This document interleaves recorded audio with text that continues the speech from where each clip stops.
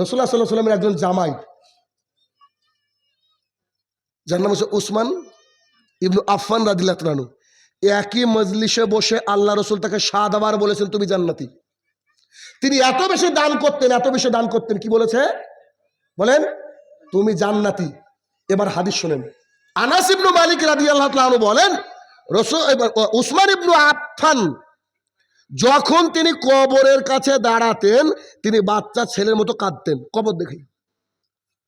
একদিন তার চাকর হানি তাকে জিজ্ঞাসা করছে, আচ্ছা উসমান, আপনি জান্নাতের কথা বলেন, জাহান্নামের কথা বলেন, তখন আপনার চোখ আমি ভিজতে দেখিনি, কিন্তু আপনাকে কবরের সামনে দাঁড়ালে কাঁদতে দেখি, এর পেছনে রহস্য কি, কারণ কি? তখন উসমান রাদিয়াল্লাহু তাআলা আনহু বলছে, শোনো, আমি মুহাম্মদ সাল্লাল্লাহু আলাইহি ওয়াসাল্লামকে বলতে শুনেছি কবর হচ্ছে আখিরাতের প্রথম মঞ্জিল। যে ব্যক্তি কবরে আটকে গেল, বিচারের মাঠ তার জন্য কঠিন, তার হয়তো থাকার জায়গা জাহান্নাম।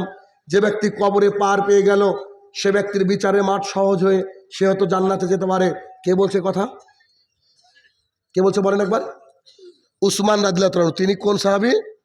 পৃথিবী থেকে জান্নাতের সার্টিফিকেট পেয়েছেন। তিনি কি বলছেন? যে আমি যদি কবরে আটকে যাই, তিনি কি আটকাবেন? আল্লাহ রসুল তো তাকে জান্নাতের ঘোষণা করেছেন, তিনি আটকাবেন কি? তিনি কবর দেখলে কাঁদতেন।